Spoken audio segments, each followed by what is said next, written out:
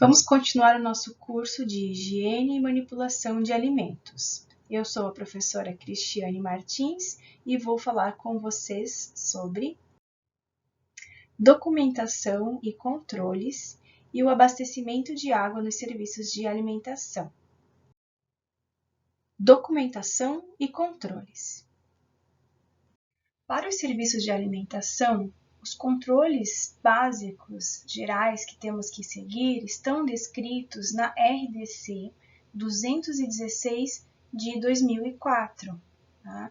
Essa resolução ela é federal e ela visa garantir as condições higiênico-sanitárias dos alimentos que nós vamos preparar. Quem precisa seguir essas regras? Todas as atividades que envolvam manipulação, preparação, fracionamento, armazenamento, distribuição, transporte, exposição à venda e entrega de alimentos preparados ao consumo.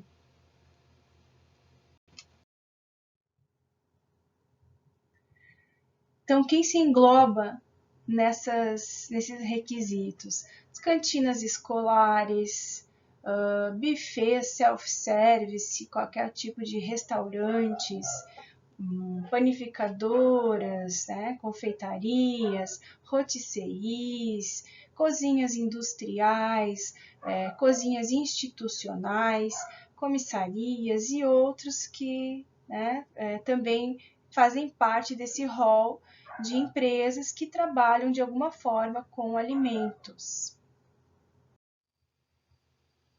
Falando especificamente sobre as documentações e registros que a RDC 216 nos traz como obrigação, nós vamos ter que trabalhar com o Manual de Boas Práticas. Então, todo serviço de alimentação deve providenciar um manual de como tudo vai funcionar no seu estabelecimento, como eu vou manipular, como os meus funcionários ou eu, que vou ser manipulador, vou me comportar, que tipo de atividades eu exerço, quais os meus horários de funcionamento, como se dá o treinamento dos meus funcionários, quem aplica, quanto tempo, de quanto em quanto tempo vai ser realizado o treinamento e outras informações pertinentes que estão lá descritas na RDC 216 de 2004.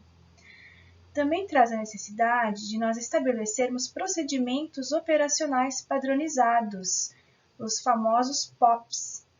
Esses POPs, eles vão direcionar o nosso trabalho e padronizar o que nós fazemos dentro da nossa empresa. Os POPs são instruções sequenciais das operações que nós vamos realizar, contendo a frequência de execução, vai especificar também o nome, o cargo e ou a função dos responsáveis por cada atividade. Esses POPs têm que ser armazenados, os seus registros mantidos por pelo menos um período de 30 dias, contados a partir da data de preparação dos alimentos. Isso nos POPs relacionados à manipulação de alimentos. Em outros POPs, que contêm serviços realizados semestralmente e outras informações, nós precisamos armazenar esses registros por ainda mais tempo. Às vezes 1 ano, 2 anos, dependendo do tipo de registros.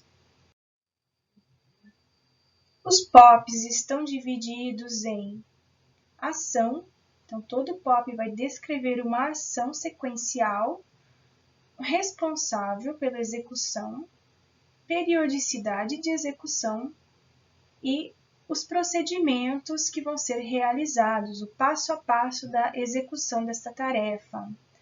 Tudo isso também vai precisar de uma monitorização, então que parâmetros eu vou monitorar, onde e como eu vou registrar. Então todas essas informações vão estar contidas, descritas dentro dos meus POPs. A legislação de referência, a RDC 216, traz como exemplo para o POP ou os POPs de higiene de ambientes, a necessidade de se trazer essas descrições. Natureza da superfície a ser higienizada, se é uma bancada, se é um piso, se é de cimento, se é de inox. qual método de higienização será aplicado, de que forma, né, qual a sequência que eu vou utilizar, qual o princípio ativo ou os princípios ativos selecionados e as concentrações que nós vamos utilizar, se necessário um tempo de contato, qual é esse tempo, e como é que vai se dar todo esse processo. Se necessário, também nós vamos descrever temperaturas e outras informações que sejam necessárias para cumprir com o procedimento. Às vezes eu vou fazer a remoção de uma sujidade difícil em um utensílio, uma forma, um recipiente que requer uma esfregação maior, eu posso utilizar de uma temperatura mais elevada da água, e aí eu vou descrever qual é essa temperatura, qual o tempo de ação que eu vou deixar sobre o utensílio e como é que eu vou fazer a esfregação e o enxágue. Então, aqui são exemplos, né, que para demonstrar para a gente a estrutura de um POP. Tem que ter um cabeçalho, toda a descrição e o procedimento em si. Para que a gente conheça um pouquinho mais, então, desse regulamento técnico da RDC 216 para os serviços de alimentação, ela está aqui colocado o seu cabeçalho, para que a gente conheça um pouquinho melhor, saiba como ela se apresenta. Aqui ela foi retirada diretamente do site do Ministério da Saúde, então nós recomendamos que sempre que você vai buscar alguma informação de norma sanitária, de regulamentação, você se dirija às instâncias onde ela foi estabelecida, aos sites oficiais, para que as informações estejam mais atualizadas e corretas possível. Essa resolução traz como essenciais procedimentos operacionais padronizados nas áreas de higiene e saúde dos manipuladores, higiene de instalações, equipamentos, móveis e utensílios, controle integrado de vetores e pragas urbanas e higiene do reservatório de água.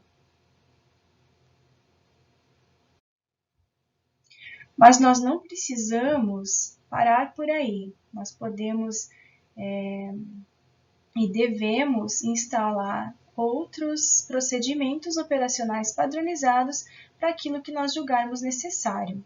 Então, nós podemos ter POP 5, POP 6, quantos POPs, quantos procedimentos padronizados nós acharmos que é necessário. Vamos falar agora sobre o abastecimento de água nos serviços de alimentação. Então, o abastecimento de água, ele vai ter que ser sempre de uma fonte de água potável. A gente vai precisar buscar um abastecimento com água potável. Eu posso ter fontes alternativas dentro do meu estabelecimento, mas aí eu vou ter que ir atrás e atestar a potabilidade dessa água pelo menos semestralmente. Eu tenho legislações específicas para cumprir desta forma, tá? Se torna muito mais prático a gente obter o abastecimento daquela empresa que fornece água para o município. Eles já têm todo o tratamento de água e fornecem água potável. Então, fica bem mais prático e mais fácil. Se não, a gente tem que ir atrás de laboratórios credenciados nos laboratórios centrais, pelo Ministério da Saúde, pela Anvisa, para realizar esse controle de potabilidade de água. Vários laboratórios em todos os municípios conseguem fazer essas análises, né? Só tem que ver se eles são credenciados com a vigilância sanitária local. E incluem análises microbiológicas, físico-químicas, então vão verificar o grau de turbidez e outros parâmetros. Tanto a água que vai ser usada, né, para higienização dos alimentos, para os lavatórios, mas também a água que é utilizada diretamente para bebidas, como fonte de gelo e de vapor, também tem que ser de água potável.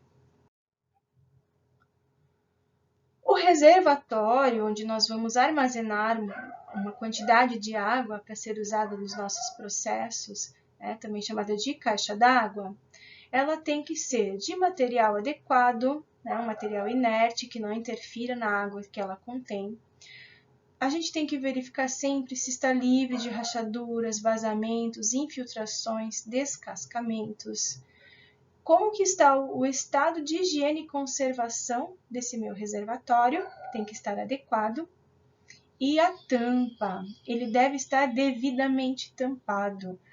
Quando há algum problema de vedação dessa minha caixa d'água, desse meu reservatório, eu posso ter sérios problemas.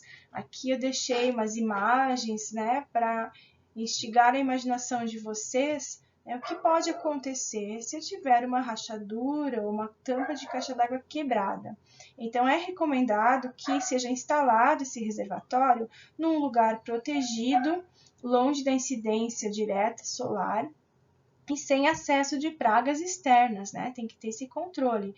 Então, verifiquem se as tampas estão completamente fechadas. Para o nosso reservatório de água, nossa caixa d'água, nós vamos estabelecer um procedimento operacional padronizado para sua higienização. A higienização deve ser realizada por uma empresa credenciada, autorizada para essa função, ou então ser realizada por um funcionário capacitado da minha empresa. Mesmo que eu contrate uma empresa terceirizada, eu vou estabelecer no procedimento padrão a metodologia de higienização. Eu vou descrever essa metodologia. Se eu contratar uma empresa, ela vai me fornecer alguns documentos que comprovam que foi realizada essa higienização, um certificado de execução desses serviços. E mesmo que eu mesma realize, alguém da minha empresa, funcionário próprio, realize o procedimento, nós devemos fazer o registro dessa manutenção, desse serviço realizado. Então, nós vamos providenciar uma ficha que pode estar dentro de uma pasta ou afixada junto à caixa d'água, onde eu vou registrar a data em que foi realizado o procedimento e a pessoa que realizou assina essa ficha. A periodicidade de aplicação é a cada 6 meses no mínimo. Se eu perceber que a minha caixa d'água está ficando com muita sujeira, está acumulando, depositando no fundo sujidades, então eu vou antecipar esse serviço, eu vou fazer ele de uma forma mais próxima uma da outra, a cada 3, 4 meses. E cada município pode estabelecer alguma legislação específica, nós devemos então conhecer a legislação do município onde nós estamos, ver se tem alguma especificidade diferente. A sequência, então, que a legislação nos traz para executar esse serviço de higienização dos reservatórios inclui fechar o registro, impedindo a entrada de água na caixa ou amarrar a boia para que não entre mais água. Segundo, esvaziar a caixa d'água, abrindo as torneiras ou dando descargas ou fazendo aproveitamento dessa água, deixando a caixa d'água quase vazia. Quando ela estiver quase vazia, tampar a saída para que a água suja que ficou no fundo possa ser utilizada para completar a limpeza e essa sujeira do fundo não desça pelos canos. Então, nós vamos esfregar todas as paredes e o fundo da caixa d'água utilizando essa água que sobrou no fundo, sem adicionar nenhum produto químico, nenhum detergente, somente com a água. Para a esfregação, nós vamos usar panos limpos ou escovas apropriadas para limpeza, que não foram utilizadas para outro fim. Tá? Depois de esfregar tudo, nós vamos retirar a água e esse material que restou da limpeza, essas sujeiras, usando pazinhas e baldes, ou mesmo com um pano, até secar completamente a caixa d'água, deixando-a totalmente limpa.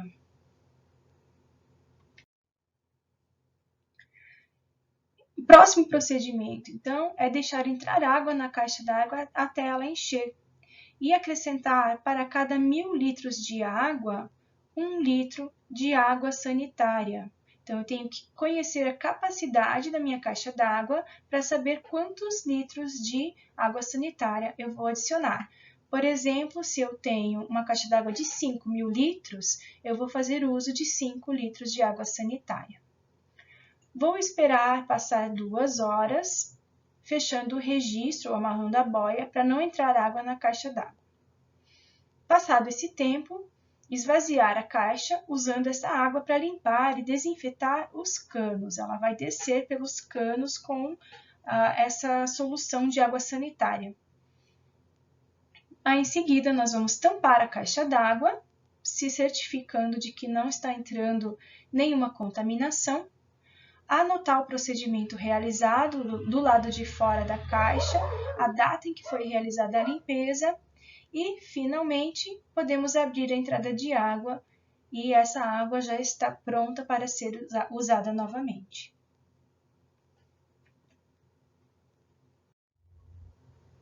Essas foram as referências utilizadas na elaboração da aula de documentação e registros e abastecimento de água nos serviços de alimentação. Obrigada!